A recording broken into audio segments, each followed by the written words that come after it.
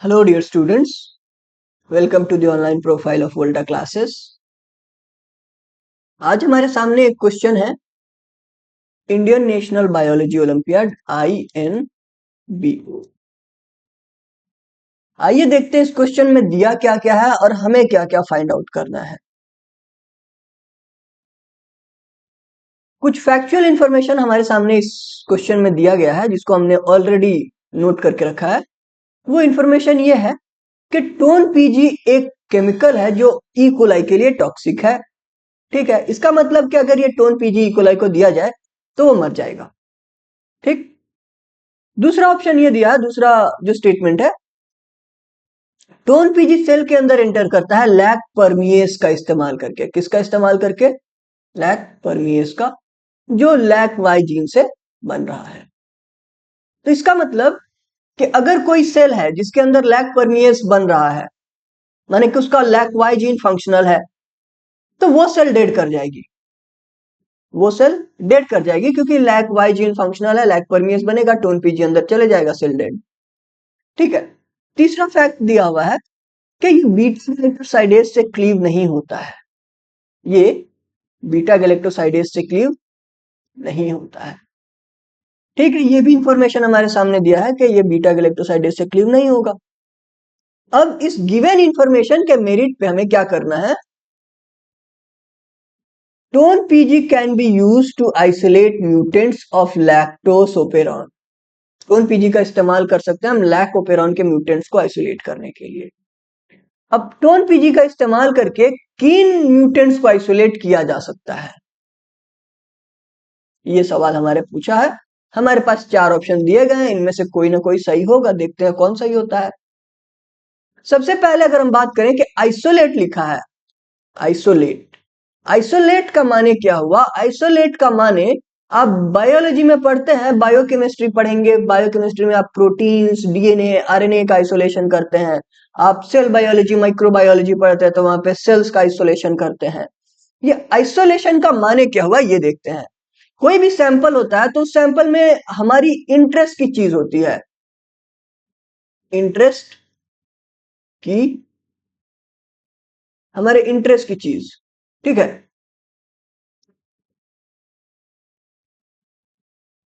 हमारे इंटरेस्ट की चीज होती है और उसके साथ बहुत सारा अनवांटेड सब्सटेंसेस भी होते हैं जो हमारे इंटरेस्ट के नहीं है। तो आइसोलेट माने कि इंटरेस्ट का जो चीज है हमारा, उसको ले लिया जाए, उसको निकाल लिया जाए और बाकी जो मटेरियल बचेगा, the rest can be discarded. बाकियों को हम डिस्कार्ड कर दें या फिर एलिमिनेट कर दें, डिस्कार्डेड, एलिमिनेटेड। तो आइसोलेट का माने ये हुआ। अब इन म्यूटेंट्स को देख के हमें बताना है कि कौन से को आइसोलेट कर सकते हैं।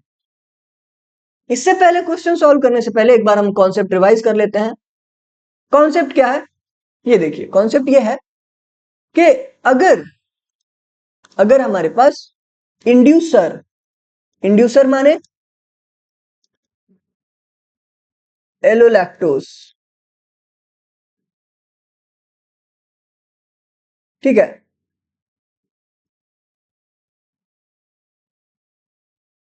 ये प्रेजेंट है, सॉरी एब्सेंट है। अगर हमारा इंड्यूसर एब्सेंट है तो एब्सेंट होने के केस में क्या होता है ये देखिए।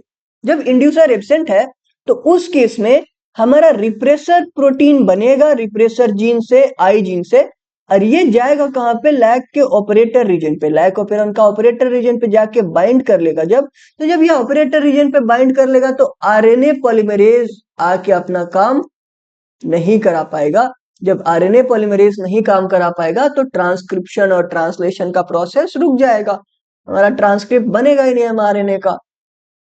ठीक है, इस केस में ये हुआ कि रिप्रेसर आया, बाइंड कर गया, क्योंकि इंड्यूसर एब्सेंट है। अब रिप्रेसर आके बाइंड कर लेगा, हमारा ट्रांसक्रिप्शन नहीं हो पाएगा, है कि नहीं?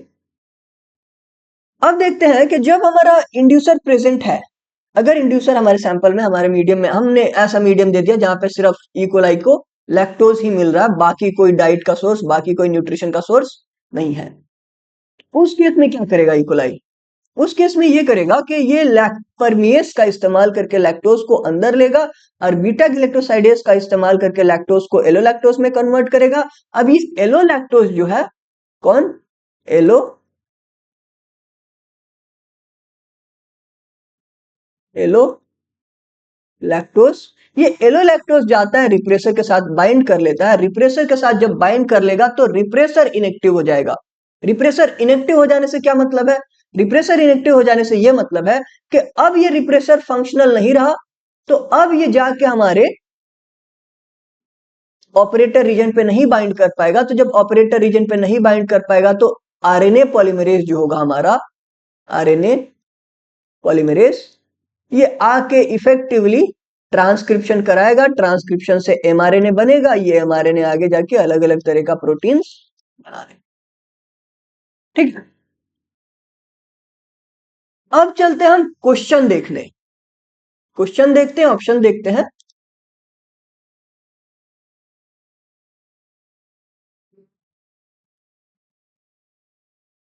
अगर हम यहाँ पे क्वेश्चन में देखें, क्या हमें म्यूटेंट्स को आइसोलेट करना है? लेग जेड म्यूटेंट को आइसोलेट करना है। लेग जेड म्यूटेंट्स को आइसोलेट कर पाएंगे? लेग जेड मैं बता दूं आपको, ये लेग जेड हमारे पास है। ठीक है, यहां पे मान लीजिए लेग जेड पे हमने म्यूटेशन करा दिया। अब हमने लेग जेड पे म्यूटेशन कराया, लेग जेड पे म्यूटेशन कराया, तो फंक्शनल बीटा गैलेक्टोसाइडेस नहीं बनेगा। बनेगा? नहीं बनेगा।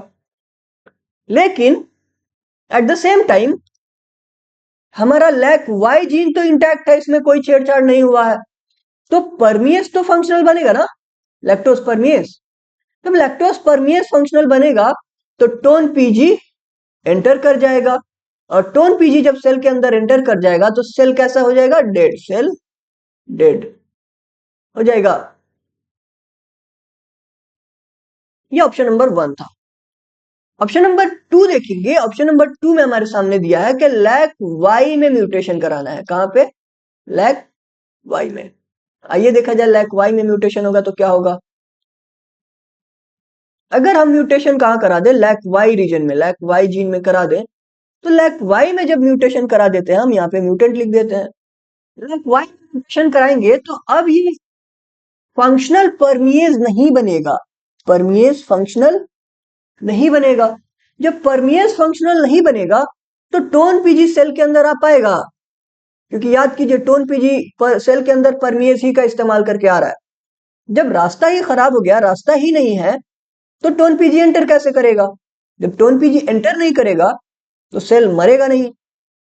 जब लैक वाई म्यूटेंट हो गया तो इस केस में हमारा सेल लिव्स, सेल जिंदा रहेगा। क्यों? क्योंकि टोन पीजी एंटर नहीं किया, टोन पीजी एंटर नहीं किया।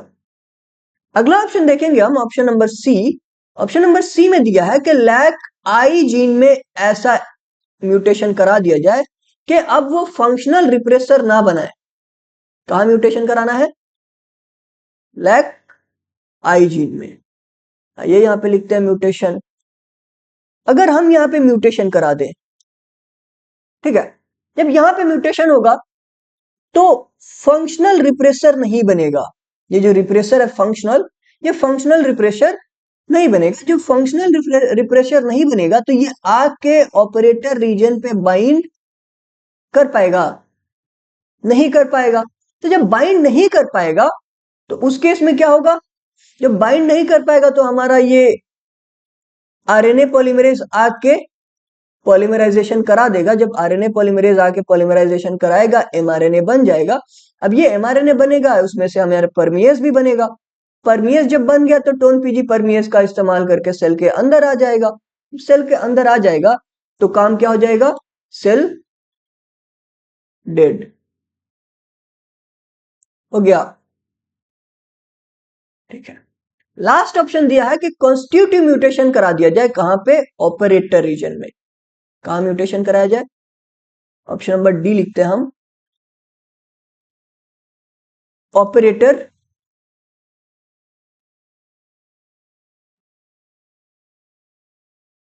म्यूटेंट ऑपरेटर रीजन में हम म्यूटेशन करा दें, तो जब ऑपरेटर रीजन में म्यूटेशन कराएंगे तो आप सोचिए क्या होगा।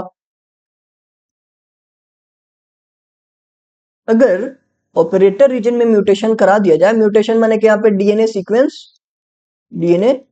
सीक्वेंस जो था वो हमने चेंज कर दिया। क्या कर दिया? चेंज। म्यूटेशन हो गया, चेंज हो गया। अब रिप्रेसर हमारा भले ही फंक्शनल रहे, लेकिन क्योंकि यहाँ पे डीएनए सीक्वेंस चेंज हो गया, ये आके ऑपरेटर रीजन को रिकॉग्नाइज नहीं कर पाएगा। क्यों नहीं करेगा? क्योंकि यहाँ पे म्यूटेशन कराया हमने, म्यूटेशन से डीएनए सीक्वेंस चेंज हो चुका है, तो अब यहाँ पे आके रिकॉग्नाइज नहीं कर पाएगा। जब रिकॉग्नाइज नहीं कर पाएगा तो सोचिए क्या होगा, तो आके बाइंड भी नहीं कर पाएगा। जब बाइंड नहीं कर पाएगा तो क्या होगा? जब बाइंड नहीं कर पाएगा तो उस केस में आएगा हमारा आरएनए पॉलीमरेज, और आरएनए पॉलीमरेज आएगा तो क्या करेगा? परमिएस बना देगा। परमिएस बना देगा तो टोन पीजी सेल के अंदर, और सेल डेड हो गया। यहां पे लिख दिया जाए सेल डेड।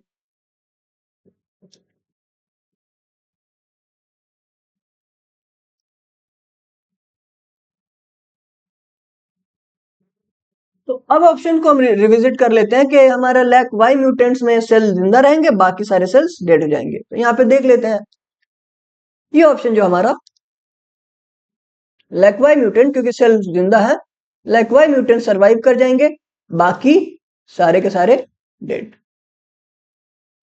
क्वेश्चन हमारा बन गया। अब नीट लेवल डिस्कशन क्या हो सकता है इसमें?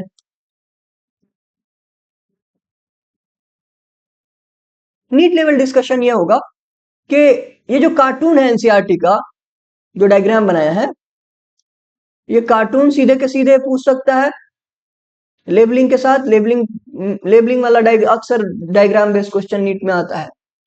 और जीन ऑर्डर पूछ देगा, ये जीन्स का ऑर्डर क्या है। जीन फंक्शन पूछ देगा कि कौन कौन जीन क्या क्या काम करता है। ठीक है, ये क्वेश्चन हमारा सॉल्व हुआ। आगे हम देखेंगे कुछ ऐसे नए इंटरेस्टिंग क्वेश्चंस। तब तक के लिए गुड बाय।